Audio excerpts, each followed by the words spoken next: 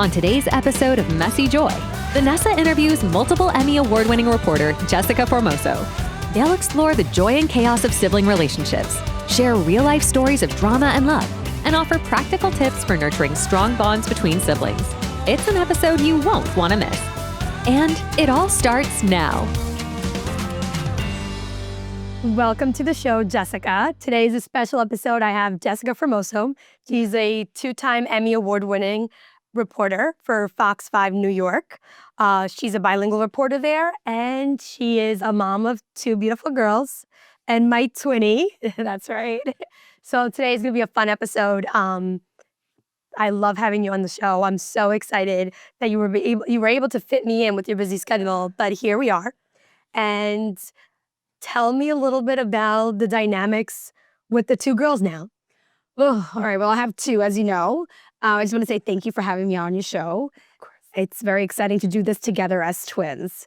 But yes, I'm a mom of two. I have a 4-year-old and a 1.5-year-old. And yeah, it's tough. I usually tell people from the moment I wake up, I'm the referee. It's a wonderful experience, though. I always wanted to have girls and to have them both and knowing that they're sisters, best friends.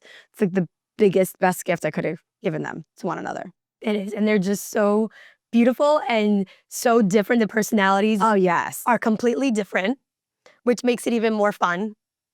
Layla is your older one. Tell me a little bit about her. Layla, since the moment she came into this world, you know, it was a dramatic entrance, and it has been drama ever since. She is my strong girl, my independent girl, the one that tells you I could do it, I know how to do it, the one that really gives you a runaround for your money for sure. 100%. It's always a battle in the mornings, even to get dressed. You know, it needs to be what she wants to wear. She has her style at 4 years old. But she's also sweet.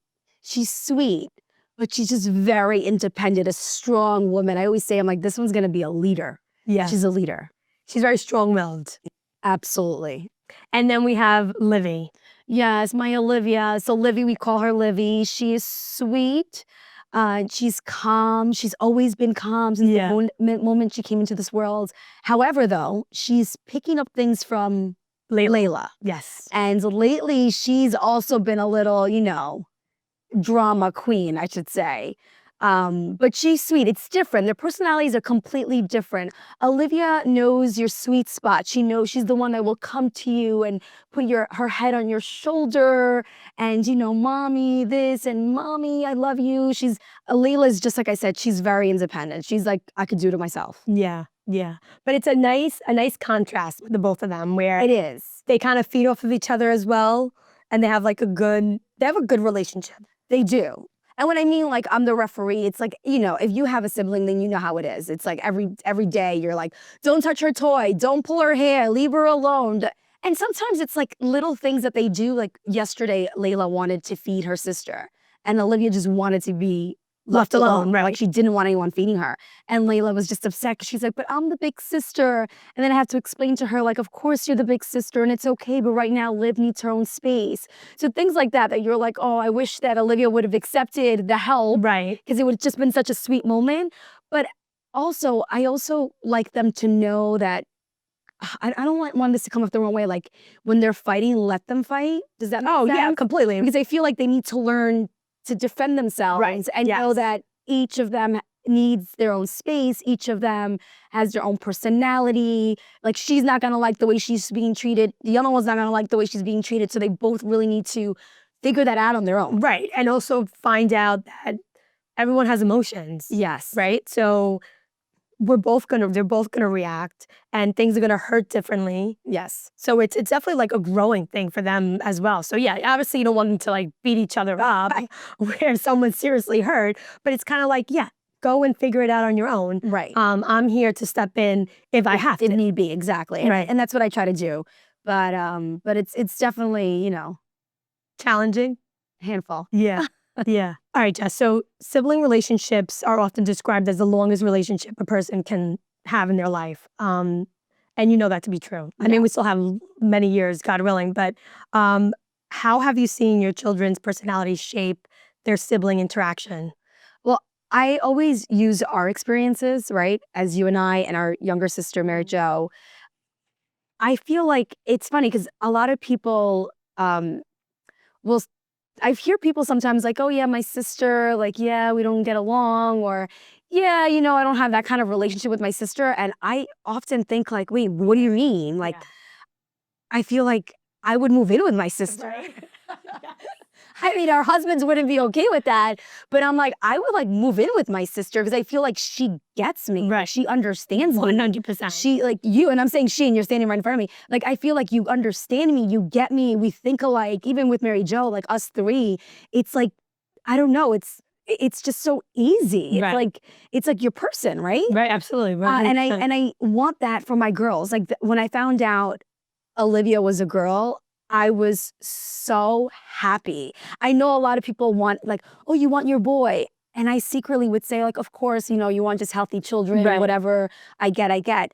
But deep down, when I found out I was a girl, I was like, oh my God, this is such a blessing. Like this is what I want for Layla. Yeah. I want her to have what I have with my sisters, what you and I have, what you and I and Mary Jo have. Like, I want that for Layla and Olivia. And I see that.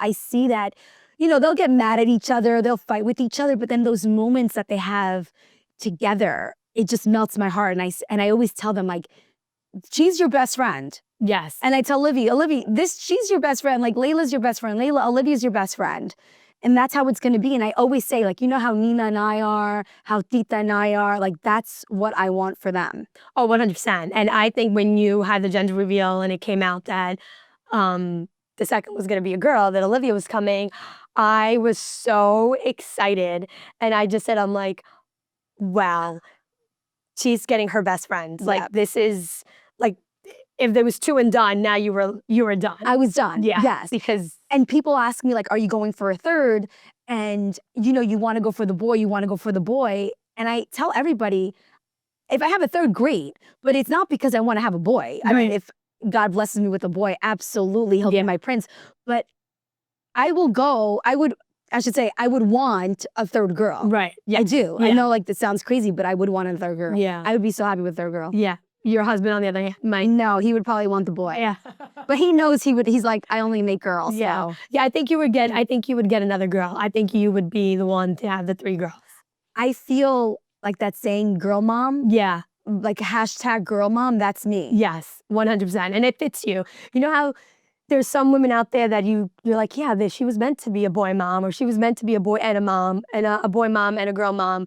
With you, I definitely see you were just meant to be a girl mom. Yeah. And I love that. And I love that for you. And I love that for the girls. I think it's such a blessing to have each other. And like you said, us growing up and the bond that we have had, the bond that we have, all 3 of us, it's undeniable. Yes. It's beautiful. And I think as we get older, we appreciate it even more. And what's even more beautiful now, and I think as adults, as moms, you step back and you see that, the relationship you have with your children, my children, Mary Jo's children, and that we're all raising them together. Like, what a privilege, really, that it is that we both had kids, 3 of us all had kids at the same time. And, you go from 5, 4, 3 to 1, 11 months. Like, that's... Yeah. And then a newborn. Yeah, and a baby newborn. was just a week old. But, they're so close in age. And I think that's so beautiful. And I tell everybody, like, we don't need... and don't take this the wrong way. I mean, we love our friends, and we want to have friends. But I feel like we don't need anybody else. Yes. It's a lot. It's definitely a lot when all the kids get together. And even when you're planning birthday parties, you're going through that list, and already just alone with, our family, and then adding the other family, what are we, like at 10 plus kids? Like 10, 11, 12 kids. That's a party in its own. Like, yeah, you're right. We don't really need more children. Although we welcome it and we love it and we love our friends. Of course. And we love being around all of them. It just makes it's chaotic. 100%. It's crazy. It's chaotic. Yeah. I know mom can't handle all She that. cannot. No, she literally kicks us out when she's like done with us. But she's another, yeah, she just can't handle it. Let's just leave it at that. Yeah. We love her, but she can't handle it.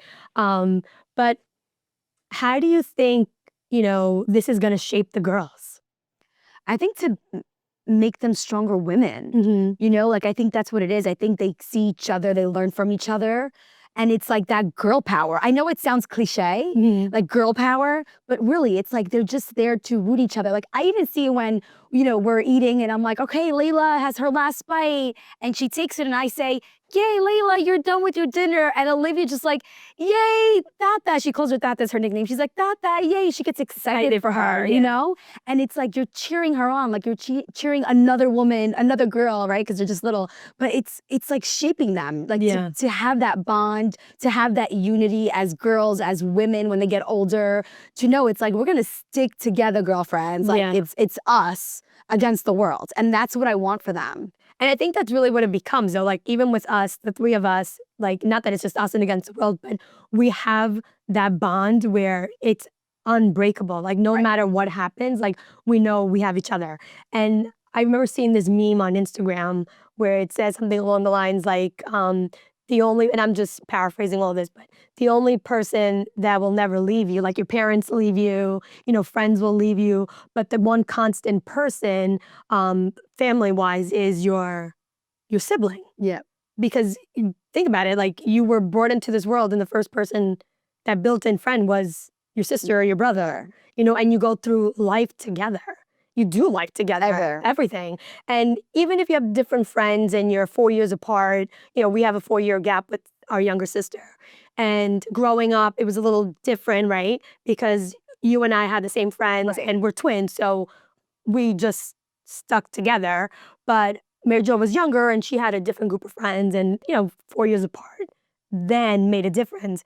But fast forward, as we get older, and we end up getting married, we end up having our own children, it's like that age gap doesn't even exist. Like, no, not at all. Not right? It's like all three of us are still very close and we're really doing life together. We are. And I think anybody who knows us knows it's like the Formoso girls, right? Like the Formoso sisters. It's like we're a pack. Right. We come together. Yeah. And it's just beautiful. I think it's just great that we are able to do this together. Well, I don't know how you still identify yourself, but you know how in high school they used to call us like the twins, the Spanish twins, the Formoso twin. So still till this day, if I'm reaching out to someone that, a friend of the family or whatever, I'll say, hey, it's Vanessa the twin. Yeah. And I always get like a laugh. Like, I know who you are. I know you're Vanessa. You don't have to say Vanessa the twin. But it's like, it's almost been like an identity. An identity, that we had. Yeah. Since we were really high school, it started. It started in high school, yeah. Definitely started in high school where they just kind of, The twins, yeah. It just became the twins. It became, right, yeah. So the girls are pretty close in age. Yes, 2.5 years. Yeah, 2.5 years apart. How do you handle like the sibling rivalry, jealousy component of having sibling? That's always a struggle and a challenge, right? Because you don't want to use those words with them because they don't really know what it is. Right. Right? Like you're jealous. What did I kind of said something this week where the word jealous, no, Layla came to me and we were talking about something and she used the word jealous. Okay. And she said, I'm jealous. And I said, you're jealous? I said, do you even know what jealous means? And I don't think she understands what jealous means. And I'm assuming she probably heard this in school, in the playground or something. And I said, you don't need to be jealous. Like there's nothing jealous to be about anybody or anything or anyone. And then I started to think and I said, wait, oh my God, does she understand jealousy? Because that's one thing I don't want them to have. Right. Right? I don't want that. And I'm very careful. And I know that some people may say, you don't have to give one the same, like if you buy one toy for one, you don't have to buy two of everything because that's like spoiling them. And I get that. They're right. You don't want to spoil them. But at the same time, I feel like I want to give to both the same amount. Right. If I go to the store, I mean, I know sometimes it sounds ridiculous. I'll buy the same thing in just a different color. Yeah. I really would. And it's just because I don't, and I'll buy the same exact thing in a different color. And sometimes I'm like, you know what? They're both going to want the green or they're both going to like the purple and I'll just buy the same exact thing, even the same color. Right. Because I don't know. I may be doing something wrong, but in my mind, it's like I'm giving to both the same exact thing. Like you don't need to fight about it. You don't need to cry about it. You don't need to be, oh, my mom got me this and didn't give me that. So that's because I don't want that. I feel like that's so unhealthy when kids start to realize, does my parents or does somebody favor me instead of my sister? And I do feel like that could be traumatic for a kid. They start to see that. I do feel like it could be, because kids are like sponges. They see things, they analyze things. You think not, but they do. You know, they're little sponges and they capture everything. And Layla surprises me because you may think she's not paying attention, but she is. Yeah. And that's one of the biggest challenges that I have, is like, I don't want them to be rivals at all, ever. I want them to have this bond, knowing that, like, that's my sister. I'm going to be happy for her no matter what she does or what she gets. Like, I'm there to cheer her on, not to say, well, why not me? Like, why didn't I get this? Right. So I guess my approach of, trying to get everybody the same thing may not be the best approach. So if anybody has a suggestion, let me know. But I mean, it's hard. Like, you have 2 boys and a girl. Yes. Different ages too. Different ages. You don't want to favor one over the other. No, definitely not. I never want to make one feel like, I'm spending more time with one over the other, but it definitely does become challenging, for sure. And I think the more children you have, the more challenging it becomes, especially splitting up your time or making sure that, again, they're watching, that one doesn't feel like, well, how come mommy, spent time with you this morning and didn't spend time with me? So yeah, that definitely becomes a challenge for, I think, any parent, where you're trying to balance like your time with each one individually. And listen, the reality is we're not going to get it right. Like, so I think down the line, I think this is just part of growing up and maturing, is that I think every child at one point is going, especially if you have a big family, that you are going to feel a little left out and you may feel a little jealousy. But I think that's where the parents step in, and it's our job to address it. And really, like, I think Layla's 4 years old. Like, does she fully understand what jealousy is? I don't think so. Probably not, right? Maybe it's probably a word she heard. But it's definitely something that if it comes up again, you can say, like, what do you think jealousy means? Right. Like, and why would you be jealous of your sister? And then that's where you come in and you talk about, being happy for your sister, rooting her on. And I think that's what's important. Yeah. Like, cheering for each other. Right. And even like the smallest thing, Olivia did something new and I'm like, oh my God, Olivia, good job. And I'm cheering her on. I'm like, Layla, did you see that? Yeah. Like, she was able to do it. And then kind of gets Layla's attention. She comes over and she's like, oh, what did she do? Show me again. And she'll, good job, Olivia. Like, things like that. I think it's really like cheering for the smallest little thing so they can both see your reaction. Right. And we're celebrating. Right. We're not like, well, why is she doing it and I'm not? Or why is my mom celebrating her and not me? So like, I just celebrate everything. Yeah. And I think that's important, especially as the kids are growing. Celebrate everything, because everything is a big deal to them, right? They color, they finally learn to draw a sun, and it's like, look, I drew the sun. Like, they're just so excited that they were able to draw a sun now. So yeah, I think celebrating everything, especially at a young age, is so important. I think the siblings seeing the way you celebrate, see one another, is very important, because again, they're gonna pick up on that. Yeah, I think you're doing a great job, though. It's hard, though. Yeah. It's challenging. Oh, absolutely, Especially, like I said this week, when she used that word jealousy, like, she says, oh, I'm so jealous. And I was like, does she even know what jealous means? Right. And then I started to think, I'm like, oh my gosh, I don't, because I've heard like sisters where they're like, oh yeah, she's my sister. Unfortunately, we don't have that bond. And I think about it, I'm like, you don't? Like, my sister's like everything. Like, we have that bond. Yeah. Like, we're on the phone literally every day. Multiple times a day. I mean, our husbands laugh because you'll be over, you'll leave, and on your way home, you're calling. I'm calling you, yeah. And my husband's like, but she just left. Yeah. Like, what could you possibly be telling Vanessa? She just left the house. And I was like, you don't understand. Right. Like, in that minute and a half that she left, something popped up that I forgot to tell her. Not only that, but we don't really get to sit down and have conversations because the kids are acting crazy. So yeah, half of the times I'm coming over and I want to talk to you about something, but I don't really fully get to talk to you. Right. So on my way home, I have to call you because I just left your house and I didn't get a chance to talk to you. And this is when we have a conversation. So there's times where I'm disciplining my children and you're literally on the background waiting for me to finish disciplining so I can continue my conversation with you, and vice versa. And this is true. And I think the hopes, for both of us as moms, is that our children will grow up and have the same closeness we have. Yes. And I pray that they will see us, you know, the three of us, and that they'll realize like, oh, I want that. Right. And maybe not now because they're little, but as they grow older, that they'll be like, well, I want that. Like, and I think mom has done a great job in instilling, you know, that closeness with us. Absolutely. And never feeling jealous about one another. No. Because I can genuinely sit here and say I've never felt jealous. Of you. Yeah. And you are a very accomplished woman. I mean, you have, your career alone and, you know, things that you've done.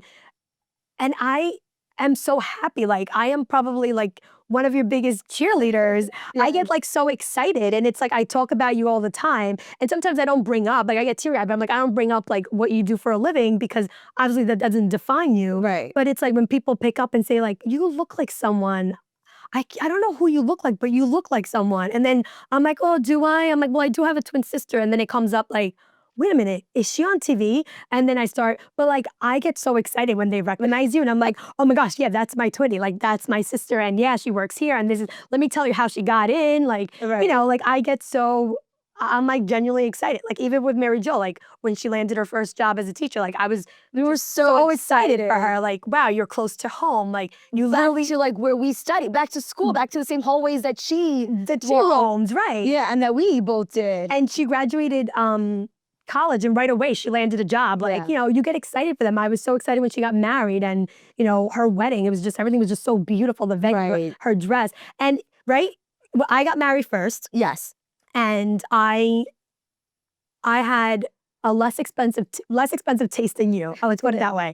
And I wasn't, you know, I wasn't so wrapped up. And I'm not saying that was a bad thing, but I wasn't so wrapped up on like, I have to have this specific dress. Like, I just wanted to get married. Like, I knew I wanted to get married. I was like, and you had a beautiful wedding. And I did. I had a beautiful wedding. Like, I would redo it any moment. And I remember mom was like, I'm gonna buy your dress. And we went to, I got my dress at David's Bridal. We went to David's Bridal and I fell in love with it. And I was like, yeah, no, this is fine. Like, this is perfect. It fits great. I love it. I love the dress. And then you got married a couple of years later and we went to Bridal Reflections, right? It was a little bit more expensive. And I feel like anybody at that time could have been like, well, how come mom's buying her a more expensive dress? No, Mary Jo was Bridal Reflections. We went into the city. Oh, we went to the city for you. You're right. Sorry. But I could have, mom spent more money on both of your dresses. Right. And Mary Jo was like triple probably, right? Yes. Probably not triple, but Mary Jo always gets like everything better. My mom just, you know, it's her princess. But yeah, I was like, that wasn't a thing. Like, oh, great. I was like happy that you guys got whatever you want. You were so happy. Yeah. And it's funny because you say that because you're saying, oh, we know Mary Jo's the princess of the house. Like, we've always known that. Yeah. And there's a lot of people that'll ask me, like, aren't you upset? Like, doesn't that make you upset knowing that your mom has a favorite? Because I know my mom has a favorite. Yeah, even though she says she doesn't. She doesn't, but we know mom has a favorite, and that is Mary Jo. Right. And it doesn't. Yeah, I agree. I'm not upset at all. It does not. Like, she could buy her the most expensive dress, wedding dress, which she did, and I was so happy. Heck, we picked out the dress. Yeah. We were like, you need to wear this dress. And then remember Mary Jo's like, oh, it's so expensive. We're like, don't. She's gonna get it for you. Yeah, I was like, she'll get it for you. Don't even worry about it. I'm like, it's gorgeous. I was like, you need this dress. Right. She actually felt guilty, I think, about it. And we were like, she's gonna buy it for you. Right. Don't. And it doesn't bother me one bit. Seriously, I can sit here and be like, I'm actually happy. Right. I'm happy that she can get a better dress or a more expensive. I'm not gonna say a better dress because we all had beautiful dresses, but like, hey, my mom spent a couple of $1,000s more on her dress. Good for her. Yeah. Girl, you looked beautiful, stunning in that dress. Yeah, I think it's so important to like celebrate those moments. And I think mom did, like I said, I think she did an excellent job instilling this in us where it's like, that's your sister. And she is your biggest fan. She is your best friend. And she, just like I, right? You say that. Just like I is gonna always want the best for you. And we believed it. Yes. And now we're finding out that it is the truth. Like it was You know where I think parents sometimes make the mistake? For example, like you said, oh, your career, right? That doesn't matter. I think that's where parents make the mistake when they compare. Yes. And they say, oh, like, imagine mom would say, well, look, Jessica did X, Y, and Z. Right. You know, Jessica landed this job and did X, Y, and Z. And like just rubbing it in your face. Like that would be like, make you like, why do I have to be like Jessica? Right. Or like, why do I have to be like Vanessa? Or why do I have to be like Mary Jo? It's like all three of us picked different career paths. We're all successful in what we do, Yeah. every single one of us. It's not like one is better than the other. And I think our parents did a good job celebrating everybody's career path, right. and not saying, oh, well, look at your sister, like, like you should follow her steps, Right. look what she did. And I think that's where parents make the mistake, which we obviously know every parent wants their child to succeed and have a great job and go to the best universities. We all want that, of course we do, but I don't think it matters. No. It matters. I think what No. matters is that they're happy, that they finished college, they went to college, they finished Or even if they don't go to or college. even if they don't go to college, but like they're just good humans Right. in this world and have a job. It's not like And that they're happy. right, and that they're not that they're just on the couch doing nothing. Right. But I do find that it does get iffy when parents start comparing one sibling to the other. Yeah, I think that's the I problem. agree. And I think they're to blame for that jealousy that the siblings then have. Yeah, I could see that. I didn't think of that, but that is a good. I do. Yeah. I've been thinking about that because, and I don't think parents, and I want to make something clear. I don't think parents are doing that to hurt their children. Not at all.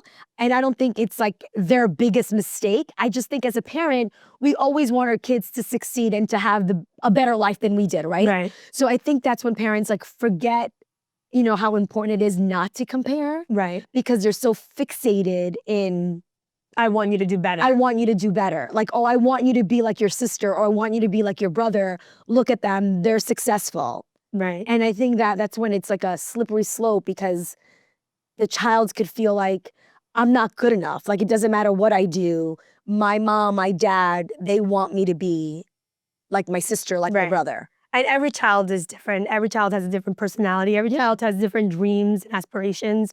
And no child, even twins, Would want to do the same thing. we don't have the same, we did not pick the same career path. We almost went to the same college because I didn't want to separate from you. Right, that is true. So I applied to wherever you were applying, and not because I wanted to go there. It was just, well, I guess I have no choice. Like, if that's where she's going, I'm just going to go because I want to be with her. Right. But then when it came time to really pick a college and pick A career. Totally different path. it was like, well, I really can't go where she's going because they don't even have my major Right. there. It's not even a school for that. So I ended up going somewhere different, but we both picked different paths in life, different careers, and just different paths in general. Yep. And we are like twins. Like, Yeah. like, of course we're identical twins, But we finished each other's sentences. Yes. Like we understand, like we think the same. yeah. Like, we will pretend to be each other just because we don't want to correct the person that's talking to us. Like, we do things like that. Like, we're very, very connected. Yet we're two different people with two different personalities. So now with the children, with the siblings, you don't have twins. I don't have twins. No. They're two different individuals. I have three different individuals. We could see it now. Different personalities. Oh, 100%. And they're going to have different dreams and aspirations. Different jobs, different everything. Yeah, they're going to just be completely different. So I think it's, like you said, I think it's so important to cheer on each other. Yep. And let the kids celebrate each other so that they build their foundation of, well, like, I'm happy for her. And I am her cheerleader and she is my cheerleader. Yeah. And, I don't think it's going to always be easy, because I think as they get older, you're going to have a different group of friends. Jealousy may arise at one point, but then again, I guess it depends on how the parent handles it. Right. Yeah. I think that's important. Can you share practical ways on how you build your girls to be strong, individual, positive girls and have a good relationship? Yeah, so I think, especially with women, right? We always want to cheer women on, and even boys too. And in today's society, it's not just women; it's also the boys. But with my girls, I think it's just like the self-esteem. Self-esteem is so important. Mom did that with us. Yeah. Like, it doesn't. Okay, so mom would, and I laugh because for mom, like, we were the most gorgeous girls in this world. You were perfect. We were like perfect, and she would just tell us like, "You girls are perfect. You girls are smart. Nobody could do it better than you. You are beautiful." Yes, and she would just, and I even say this to Pep, to my husband. I said, "My mom did something right. Yeah. And she literally built our self-esteem so high Yeah. that I could sit here and tell you that somebody could offend me. And you're not offended. And I'm not offended. Yeah. I am not offended. Yeah. Like someone could say something to me that you'd be like, oh, they're gonna, like, for example, if someone was to come to me at work and say something that anybody else would go to HR for, I'd be like, like, that's funny. They're like, well, you weren't offended? I'm like, no, I'm not offended. Right. At all. You're almost like, how ridiculous that came out of your mouth. Right. That's how I look at them and I'm like, yeah. Like, and I say that because I feel like I have such high self-esteem that it's so hard to break me. Like, it's really hard to offend me or to make me feel bad about myself. Yeah. And that's what I tell my girls. And I feel like mom did that right. She did. Like, I never had a self-esteem issue growing up. Yeah. Never. Because I believed I could do it. I believed I was beautiful. I believed I was smart. And even if I wasn't book smart, it's like I'm street smart. Like, I just believed I was smart. I believed I was pretty. I believed everybody loved us. Like, we had these and we have to say we have these personalities where we're just really outgoing, easy to make friends. I always laugh about my friend Tamara in college. She always tells a story. When, we separated, right? We weren't going to the same school. Right. So this is the time where, like, we always had the same friends. Right. Yeah. So now, like, we're not together. We're almost like building our own identities now in college. Right. Yeah. So we're not together. We go off to college. We were coming home because it's not like we were dorming. We went to local colleges, and I remember my friend Tamara, who's, she was in my wedding. She's still our friend. Right. Now, was it psychology? Was it psychology? I don't even know if it was psychology or what class it was. Anyway, it was a big hall. Like, it was one of those big auditoriums, like massive, like, where, like, a lecture hall where, like, hundreds of students would fit. Yeah. And I remember I spotted her at the top, and her class got canceled. And I walked all the way to the top, and I said, oh, I guess, like, our class is canceled. And I looked at the clock, and I said, I have, so much time in between for my next class. And she's like, I was like, oh, my name is Jessica. What's your name? And she's, like, looking at me like, I'm like, who are you? Yeah. She always says it because she's like, you just came, and you're like, I'm Jessica, and you're, like, talking to me about, like, time, like, you have, and I said, and she's like, my name's Tamara. I said, oh, great. Are you, like, staying in this class? She goes, yeah. I said, perfect. From now on, we're going to be friends. Yeah. And she looks at me and she's like, okay. I said, great. You want to go get some lunch? And, like, that was it. You became friends. And we just became friends. Right. I mean, like, that's how we've always been. Like, I've never shied away. And that's what I try to teach the girls. Like, not to be shy, to be outgoing, to love each other, to love themselves. Yes. Like, to be confident. To be confident. Right. I think that's really what it is, to be confident. Because I feel like if they're confident inside the house, then when they walk out, they're going to carry that with them. We're going to carry that with them. Yes. And because that's what we did. Yeah.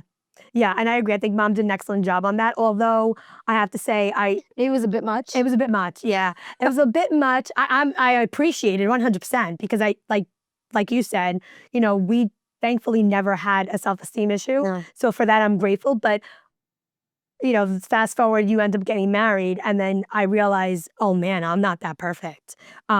At least me, I don't know about you. When you got married, if you still felt you were so perfect. Oh no, well, that's a different, Right. So you kind of had to get down your high horse a little bit, right? Because I did. I was like, wait, but my mom always told me I was so perfect. And now all of a sudden, all the sins coming up, and I'm seeing things in myself where I'm like, I don't think I'm as perfect as my mom said I was. But yet again, it didn't break me. Right. You know what I mean? It's like you're an adult and you can realize it. Right. And you knew at that moment, okay, like, I'm not perfect. And I know now I'm living with somebody else. Yeah. And, it's two people living together. He likes certain things. You like certain things. Yeah. And you have to learn from each other as husband and wife. Right. But I feel like you could realize that. Right. Of course. Right. Yes. You know, and you're like, okay, I'm wrong. You hate to admit it, but you're like, all right, I'm wrong. I guess he's right. Yeah. And I'm wrong. But I still think that maybe I won't be as much with the girls. Right. But that's one thing I really wanted to have is like a high self-esteem. Yes. Yeah. I think it's very important. I think it's definitely important. Now, how do you handle it when they start bickering in public? Because that's happened. Oh, that has happened. You know what? Sometimes I just really ignore it. Yeah. I feel like that's the best way. And it's like, just figure it out. And then it's like short-lived. Right. Because I feel like with the kids, this is the thing. If you draw attention to it, it's like the full-blown tantrum. Yeah. Like it's like at a 1 right now, and then it just gets to a 10. It escalates to 10, like in seconds. In seconds. Yeah. And I feel like a lot of times, like Olivia did this to me yesterday where she threw herself on the floor And we were at a party in a public event, and she was cranky, she was tired, and I totally get it. She said it was done. She was done, ready for bed. And I just let her be. I was like, just ignore her. I'm like, don't even look her way. Yeah. Ignore it. And sometimes that works, because when they find out that you're not paying attention to it, it's like, they have nothing to carry on about. Right. It's like, this woman is not paying attention to me. Right. Yeah. You're kind of like, no, I'm not paying attention to you. That's right. And that's it. It's over. Yeah, I agree with that. I think that sometimes that's the better way to handle tantrums in small children. Although, as parents, we kind of get in our heads and we feel like we have to act, especially if we're out in public. Right. Because it's like, oh my gosh, everybody's looking. What are you doing? Like, why are you throwing something on the floor? And you always feel, even like the most confident parent out there, I don't care if you say you don't, but I always feel like you always feel like you're being judged. Like you're being judged and you're being watched. And it's like, well, if you don't do anything, you're going to be judged about it. But yeah, sometimes just leaving them alone, it's almost like they're wailing and kicking and screaming, but they're like looking up with one eye, like, is she looking? Like, did I get her attention? And if you ignore it, it's like, I'm done. I finished crying now. Can I tell you, this happened to me not too long ago at the doctor's office. Oh, you told me that. And I told you, and well, the both of them, right? When you took both of them in, yeah. Layla was actually being good. Olivia was the one that was, eating from the floor. Like, she had puffs, she dropped them on the floor. Then she was eating from the floor. Then she grabbed a book. She thought it was funny. She dropped it on the floor. I told her to pick it up. And she was like, she literally said to me, like, you loca, like, you're crazy. And like, there was like a Spanish husband and wife couple sitting next to me. And like, they were dying. They were dying. Because they're like, oh, she's so cute. And she was like, I said, Olivia, pick it up right now. And she looked at me. She goes, haha, mommy, you loca. She said to me, and I was like, this girl, like, she's testing me. I'm like, you're kidding. I said, Olivia, I'm going to count to 3. So I went, I picked her up, and I said, pick it up. Pick it up now. She picked it up. She put it back. And then the receptionist calls me up, and I was trying to figure out some issue with the bill or the insurance or whatever. And I literally I turned around to the crowd. Like, it was filled. Like, there was not one empty seat in the waiting room. Yeah. And I looked and I said, guys, I just want to apologize. My kids are just acting out. It is what it is. I'm like, hopefully they'll take us in soon and we're going to go. Yeah. Like, I just apologize. I said, look, I'm sorry. Like, there's only so much I could do. Right. Yeah. Like, she's eating from the floor. She's throwing a book. She's calling me crazy. And some parents may be like, this mother has no control over the kids. Yeah. And I do. But it gets to a point, it's like, what am I going to do? Right. Like, smack her? I'm not going to do that. She's being a kid. She's 2. She's not even 2. She's tired. She's exhausted.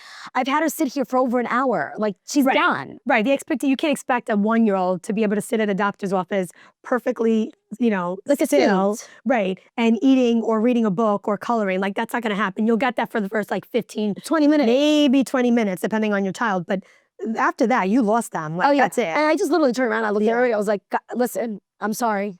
And I'm sure most of the people in the room were like, we get it. Yeah. Like. And if they didn't get it, like, I apologize. Like, I don't know what to tell you. Yeah. Yeah, but I think most, and especially if you're in a room with other moms, like, they've been there. It's almost like you make eye contact with another mom and it's like, I totally get it. I feel for you right now. I know. Like, you're doing a great job and I feel for you, right? Like, you're in the supermarket and you see a kid throw a tantrum and you don't even want to look, right? Because you don't want to call more attention. Because you feel bad for the parent. The parent, right? I know that happens to me all the time, whether I'm in the supermarket or I'm in church or, whatever we're doing. And I hear a child carrying on. I don't even want to turn around and look because I know it's going to make that mom uncomfortable. But then sometimes I do want to make eye contact with the mom to just kind of like give her a nudge, like, you're fine. Okay. Like, don't even worry. It's fine. I know we were in church a couple of weeks ago and this mom sitting behind Nicholas and I had a young 15-month-old baby boy. And he just got up and came around to where we were sitting and he was playing with the pamphlets up by the chair. And the mom got so you could tell oh my God, let me bring him back. Yeah. And I looked at her and I was like, leave him. She's like, are you sure? I'm like, 100%. If this is what's going to keep him quiet while the pastor's preaching, let him play with the pamphlets.